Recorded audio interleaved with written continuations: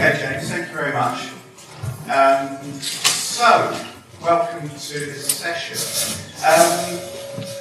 We've got a great selection of panelists today, as James said, and I think what's interesting is they do range from the PropTech through to the property. You hear all about PropTech, this is just PropTech people, PropTech people. I think seeing that Slido presentation just there, it was clear that you've got a big range of people from property itself. So to my far right, we have Christian from LendInvest. Next to him is Joe Cohen, CEO and founder of Property.Works, one of the leading PropTech organisations out there. To my right is Dominic Wilson from Panelists. To my left is James Nicholson from Knight Frank, and next to James is Harry Badham, who's UK Head of Development at AXA, IM Real Assets. It just shows that the importance of PropTech, that we've got some of Harry's clout here. So we at FTI spoke to 200 people about PropTech just in the last few weeks. We think it's the most definitive research yet on the sector. It's fascinating to me because I spent 10 years as editor of Property Week until 2013, and it was nothing, it was a sector we never touched technology at all. There was a little bit about disintermediation during the dot-com boom of the early noughties, but we had a pretty sniffy attitude towards technology. That's completely turned on its head. So let's move on to the next slide. This looks at who the people we spoke to were. A preponderance of residential. I think that speaks to the scale of the residential sector. A lot of people from office, people in retail, just showing how PropTech has really moved into the very property mainstream. If we can move on to the next one. This, I think, is fascinating. The outlook for the next 12 months. People in PropTech, wow. Talk about optimistic. 95% of you are optimistic. The people we spoke to in our poll, about 50% of them were PropTech and about 50% of them were broader property. 93% overall are optimistic. So put Brexit aside, I think the feeling is that if you're involved with technology, the only way is up. The momentum is too strong to set back. Next slide, thank you. Growth is defined as, not surprising, I guess, revenue growth, profitability. Lots of people think that the PropTech world is defined by kind of loss-making startups that will never make it. Those are the cynics that James may be talking about. Interesting that profitability is way up there at the top against that backdrop. Next slide, thanks. I think this is really interesting. I think there's also a perception amongst the kind of older generation of property, perhaps driven by Rightmove, Zoopla and the like, that PropTech is really a lot of kind of whizzy little marketing tools. What we tell people about PropTech is that it's absolutely, or should be absolutely ingrained in their business. If you're running a very big portfolio, you can make more money out of it. And I think what was fascinating there was that the top three certainly, or top four people that took part were involved in the actual asset management and the management of property. Next one, thanks.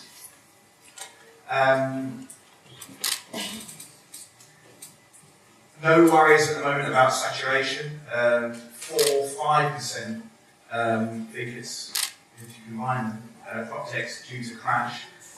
Due to experience a boom, looks like good news. Next slide then. Again, we didn't just want to look at the good news, and I had to report there are people out there who are still cynical about it. The big challenge is lack of understanding. 40% of people in the room are from residential and commercial property here. You know, you'd like to think that in a few years' time that would be 60-70%. So lack of understanding, resistance to change is a really big point. Certainly within some agencies, I detect there's a real reluctance to embrace change. Next one. Although the feeling that things will significantly increase, certainly in residential and the office world, nearly half of the people in residential think PropTech take-up or integration will increase significantly in the next year. And the next one. there's our chef there, if you look. Appetite towards investment. 47% of people are actively looking at investment, so a lot of money is needed. 34% are a bit more chilled out about it. Certainly, people are out there looking for money. Next one, thanks. Venture capital, private equity, both seen as big obvious sources for wealth. Collaboration with other organisations, though, didn't feature so much. We thought that was interesting. And the next one. And these are the sort of sums of money people are looking to raise. A lot of people actually preferring not to say. But the 250 to $500,000 and the 1 to 2.5 million sums seem fairly obvious leaders there. And to carry on. The one other sort of cloud on the horizon I thought was that the 47% say there's a negative perception of PropTech as opposed to 53%. That does show that there is resistance to change out there. And the next slide, I think, brings us to a conclusion. Yeah, that's it. So, fascinating stuff. We think that is the most definitive account yet of what is going on in the sector. I'm now going to speak to the panel about what they think. Harry, as the man from AXA, tell us first of all what your take up in integration with the PropTech world is, and then the impressions of this research. Thank you, Giles. Yeah. So we've begun to engage with PropTech or technology sector across our portfolio, principally from a design point of view and from a marketing point of view. From a design point of view, that's virtual reality as a design tool. And from a marketing point of view, we're just beginning to engage with some of the platforms out there from the point of view of leads and data storage and assisting our agents with marketing the office space, which is actually being developed. So we see there's quite a lot of change happening, and we certainly want to be on the back of that when it does happen. It's a bit early to say exactly how that will pan out. The other side from us as an investment house that we are spending time on and looking at is how our investments and how our real estate affects the change that technology is making. Principally, I deal with workspace, and particularly in that we're looking at within our larger buildings and within our estates how we create a space that works for collaborative working, how we put the amenities in the building.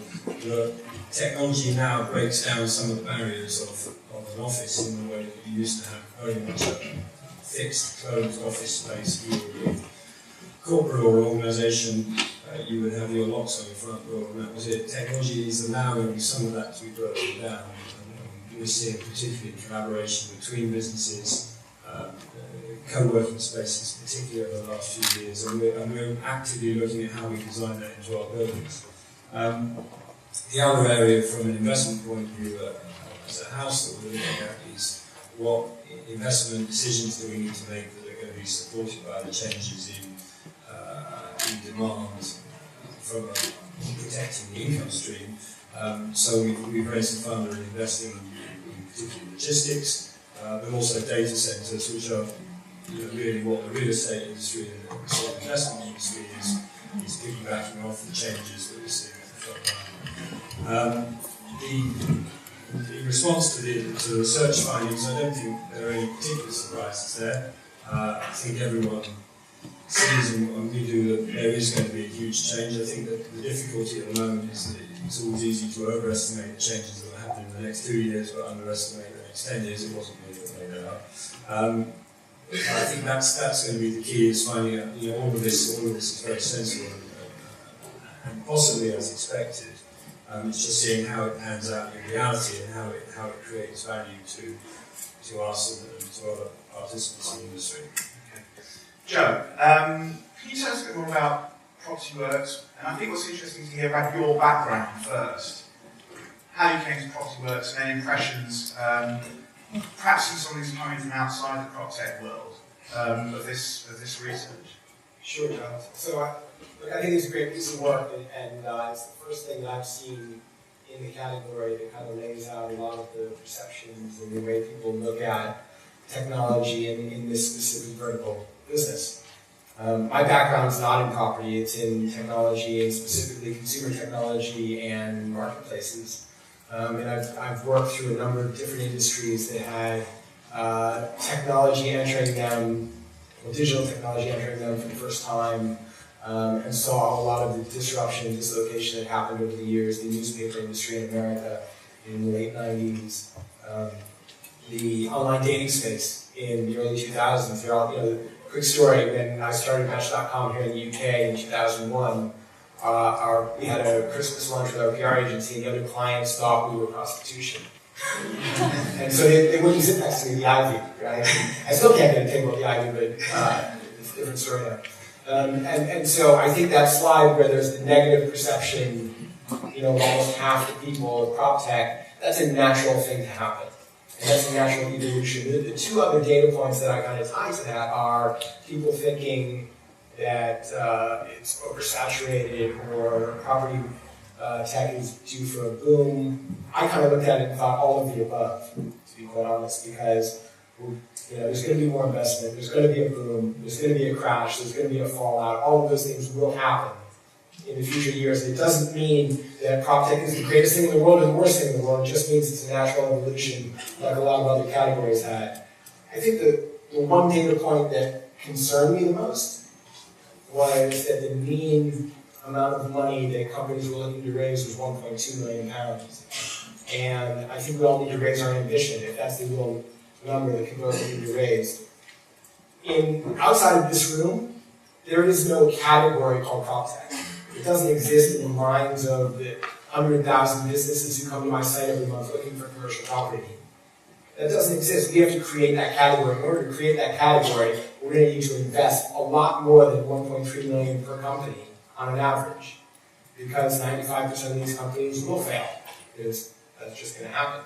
So we really need to think about the investment levels and the levels of ambition of each of us, ourselves included, of how do we build a big category. I mean, the asset value that we're talking about here is in the trillions, right? And so if there's $2 billion that was invested in the first quarter, that's a minuscule amount relative to the asset value. So I think we need to think about the asset value of what we serve and the size of companies that we all want to build. And in order to build companies of that size, we need to think about a category that big as well. And the only way the categories get built is by significant investment from a large number of companies. Dominic, on that point, how are you seeing well, first of all, thoughts on the research, but to come back and Joe on the funding scenario at the moment, or landscape? Yeah, so I agree with Joe in terms of it's a fantastic bit of research. I sort of disagree with Joe in terms of the comment about the funding. I think, and that's purely because I interpreted that number as being what people are looking to raise next, as opposed to what company needs to raise £1.3 million in total. I think it's more about the means on the next raise. From my point of view, £1.3 million is a lot of money, and you can do a lot with that at an early stage. Clearly, if you're all launching into growth capital type phase as a company, you need significantly more. But my overall, I think this is something that James picked up on in his introductory comments slightly, is my overall kind of concern is there's obviously a lot of interest in content now, there is a need for it, and there's a lot of money actually that is on the sidelines. We're one of many investors who are well capitalized and looking to deploy capital in these companies. We're at a bit of an inflection point, I feel, in the sense that clearly we as investors want to put money into companies, and that's clearly what we are here to do. That's our MV, if you like. But we also need to be in a position where the industry is in sync with the companies themselves, so the companies can grow at the right pace and at the right rate. And that, if the capital going in and that product market fit, as we call it in the sort of slightly out of sync, then you get into quite dangerous territory. So we sort of see our job as investors, early stage investors, as twofold. One is obviously just write a check to them on these companies. But that's actually easy. That's the easiest bit of our job. The far more difficult bit is actually engaging with investors, stakeholders, and multiple users of technology and real estate businesses to ensure that they are understanding what's coming. We are aligning that with our kind of diligence process in terms of the companies that we invest in. And there is that sort of interchange and meshing together between the two, which is, as James pointed out at the outset, where you're going to achieve that kind of digital transformation piece, where you're going to achieve that kind of collaboration piece. Otherwise, it is kind of fatty, and we as investors might do very well because we're benefiting from a kind of frothy upturn. But is that actually what we are here to do? I don't think it is. Okay. Christian, we've got straight onto money, as we always do at property conferences. What's your perception of the research and also take up within the property industry of what you do as well? Yeah, sure. So good morning, everyone. I think the research is really interesting, and I encourage everyone to take a really close look at it. And in terms of what we do at LendInvest, we're an online mortgage marketplace. So what that means is we're the broader vision is to bring technology to the mortgage market. So the process of getting a mortgage, on average in the UK, takes 3 months. It's a really offline process. It's as poor a consumer experience as you could imagine. And then on the investor side, we sort of allow investors to invest in those mortgages online. So in terms of explaining what our business does, I think we quite neatly straddle fintech and PropTech.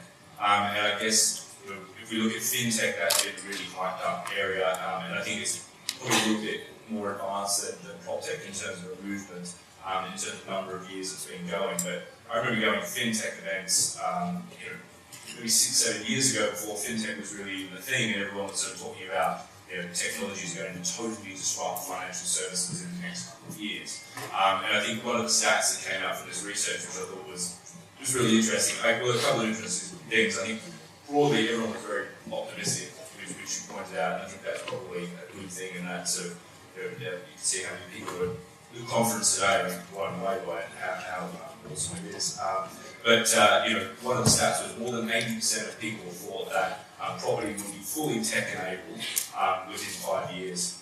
And I think that's probably a little bit optimistic. I think that's probably overplaying just how, or not sort of fully appreciating how backward property is as an industry and how tech-unenabled it is.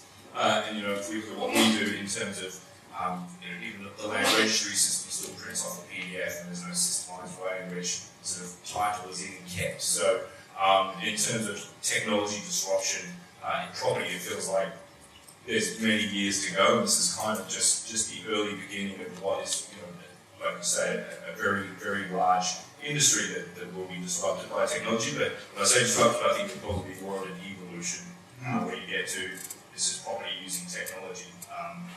Same way as fintech has come to as well, it's just finance really using technology.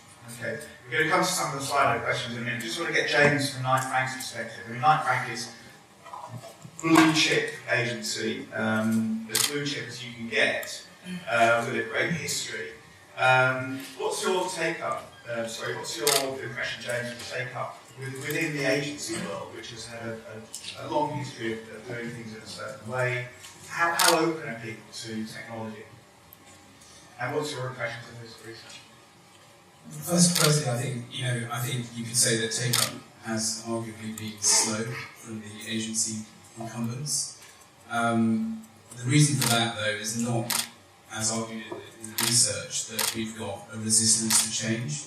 I think it's much more appropriate to look at what are the decision-making processes that go on in those agencies and how much more complex they are in adopting new technologies.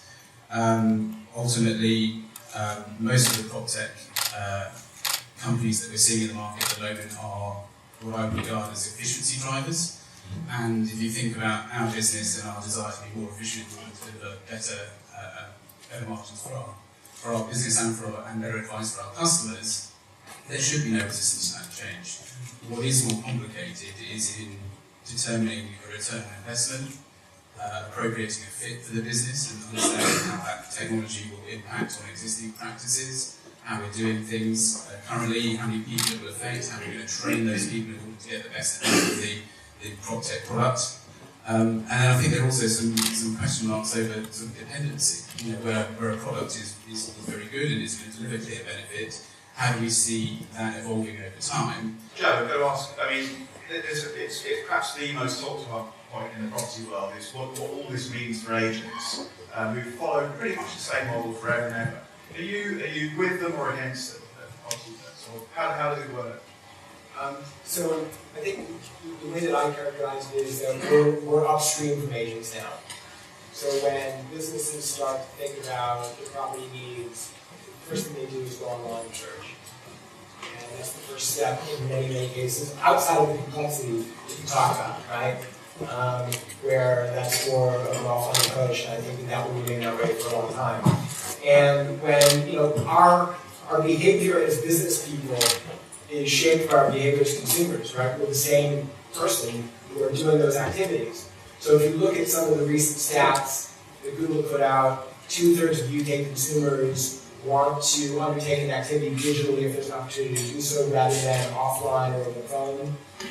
85% of residential properties were first discovered online or digitally now.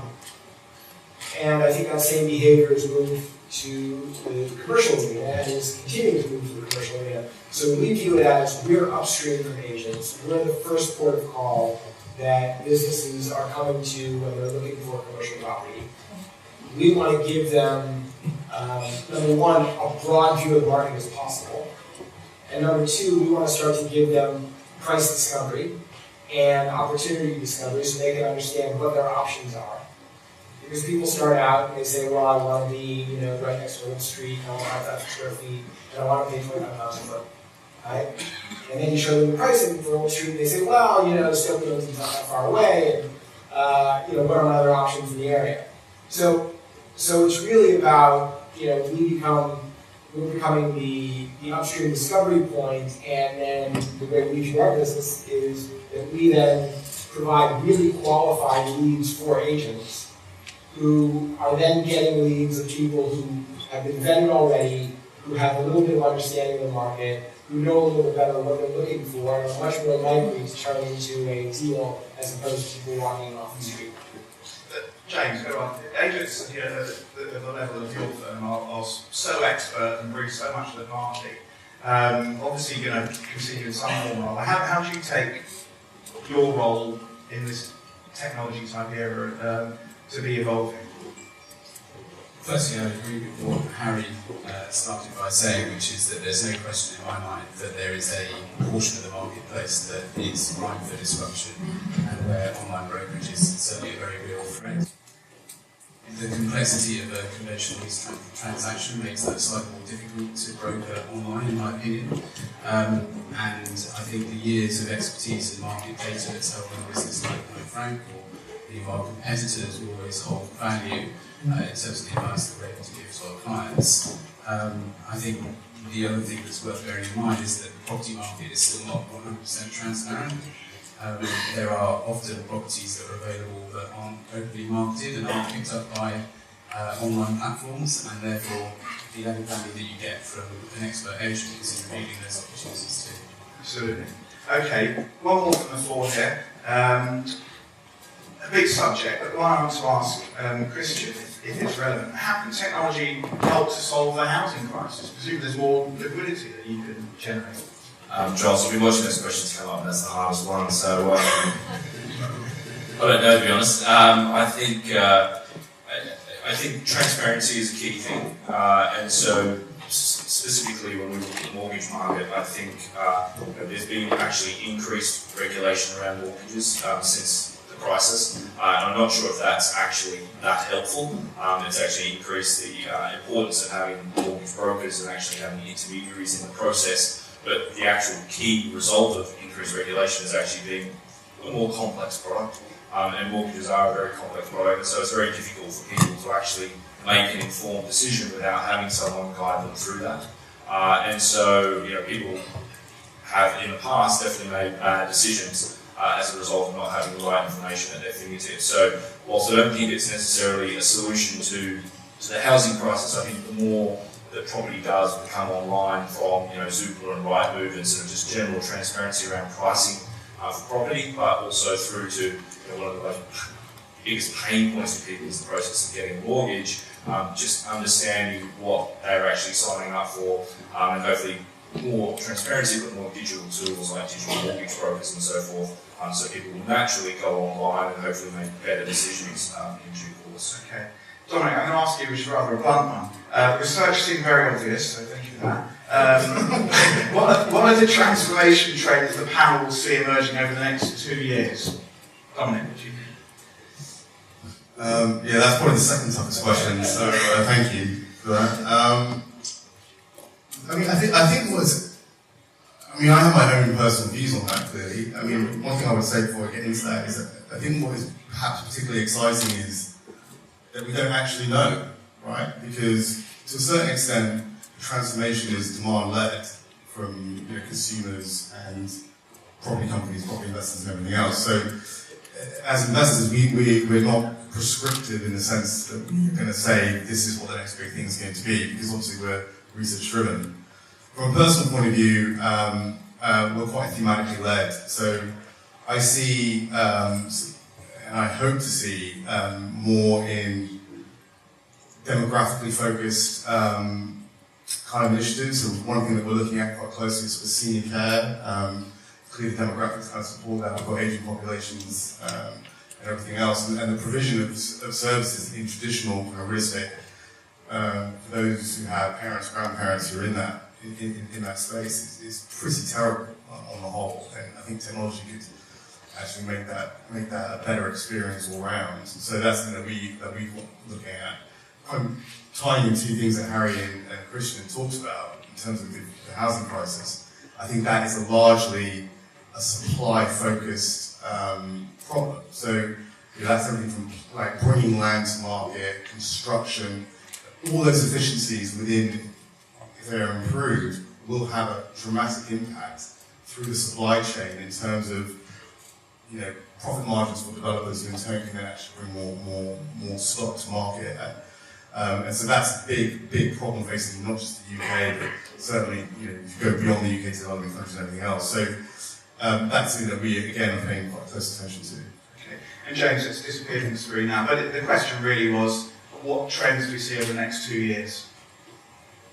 I think the first and foremost trend that we'd like to see in the immediate term is better embracing of augmented reality and virtual reality in the marketing of property. I think that has huge potential to not only improve customer experience, but also to accelerate the sales process from a marketing standpoint.